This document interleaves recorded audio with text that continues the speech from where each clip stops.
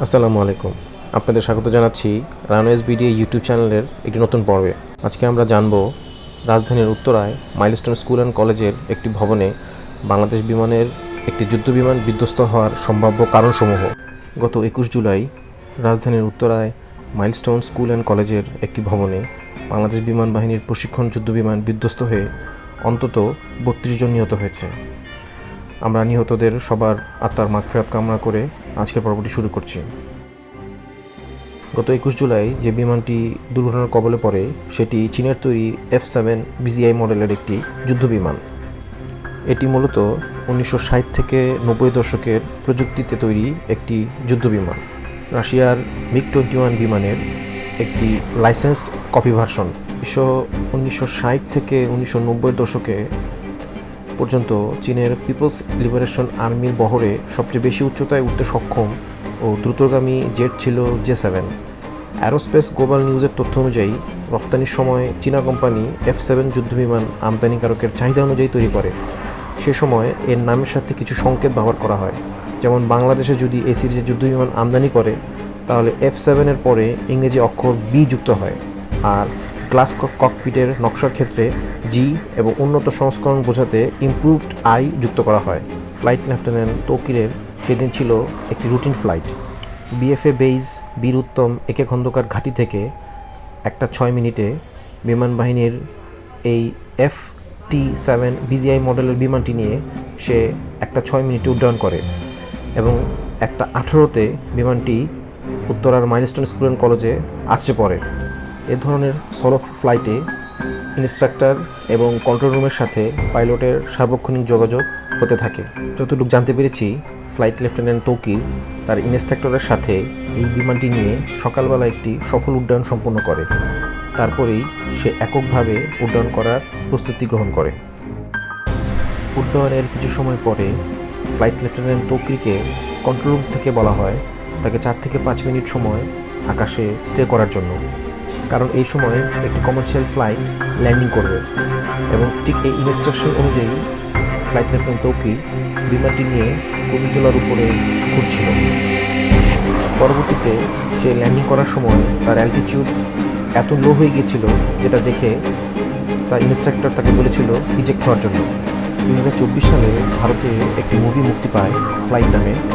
সেখানে আমি একটি ক্লিপ আপনাদের সাথে শেয়ার করছি। এই ক্লিপের মাধ্যমে আপনারা দেখলে বুঝতে পারবেন যে প্রশিক্ষণরত একজন পাইলটের সাথে কন্ট্রোল রুম এবং ইনস্ট্রাক্টরের কীভাবে যোগাযোগ হয়ে থাকে।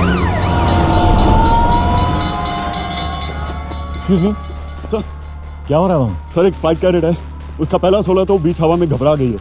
ओके भाई कम श्योर सर, आ जाएंगे। Thanks. Neha, your speed is too high. Your heading is wrong. Maintain 0900.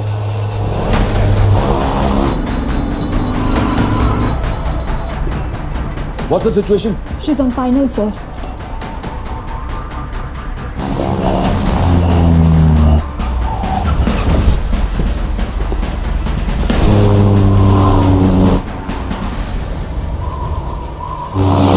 पहला सोलो इतनी तेज क्रॉस विंड्स में मौसम अचानक से बदल गया सर, वो हैंडल नहीं कर पा रही है। What's her name? Flight carrier Neha Joshi sir. Call sign? NJ। Neha Joshi NJ। Walkie।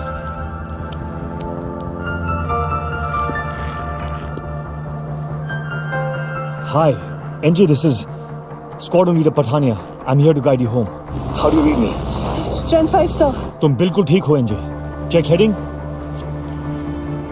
090।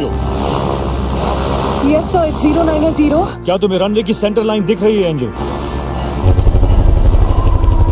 Yes, sir. दिख रही है। एयरक्राफ्ट का नोज सेंटर लाइन से अलाइन करो। Can you see me NJ? No, sir. I can't see you. It's a black car on the runway. Can you see me now? Yes, sir. Yes, I can see you. Okay, good. Aircraft का knows wind के direction में turn करो NJ. Roger. थोड़ा सा और NJ. Speed थोड़ा कम करो NJ, you're too fast. Speed reduced. That's good. You're almost home NJ, hold that position. Almost there, hold that position. Hold. এখন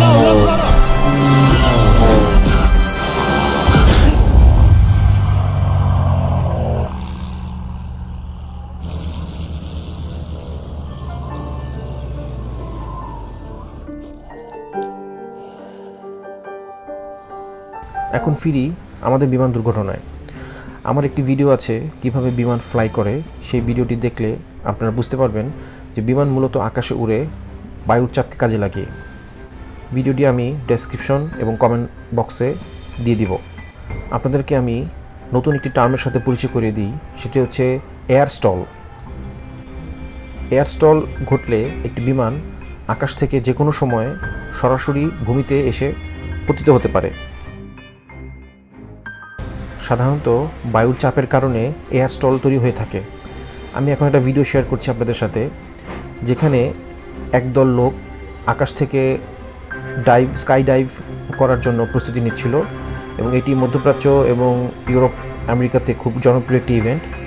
তো এই যারা ডাইভ দিচ্ছিল তাদের ক্যামেরাতেই এই বিমানটির একটি স্টলের হয়ে যাওয়া অবস্থান ধরা পড়ে। সেটি আপনারা এখন অবজার্ভ করুন।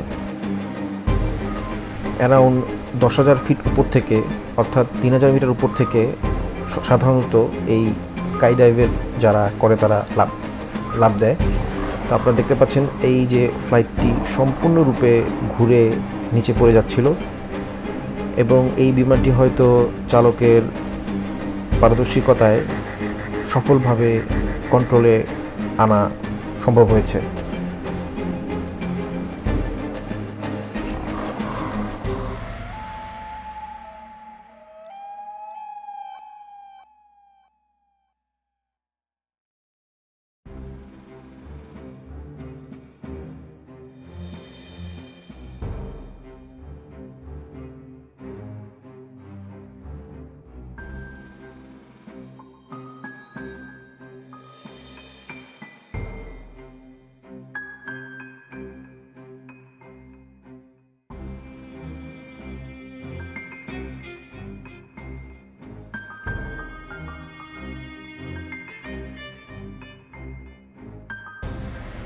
এয়ার স্টলের কারণে আরও একটি ভিডিও আমি শেয়ার করছি, যেভাবে একটি বিমান উড্ডয়নরত অবস্থায় যে কোনো সময় বিধ্বস্ত হতে পারে।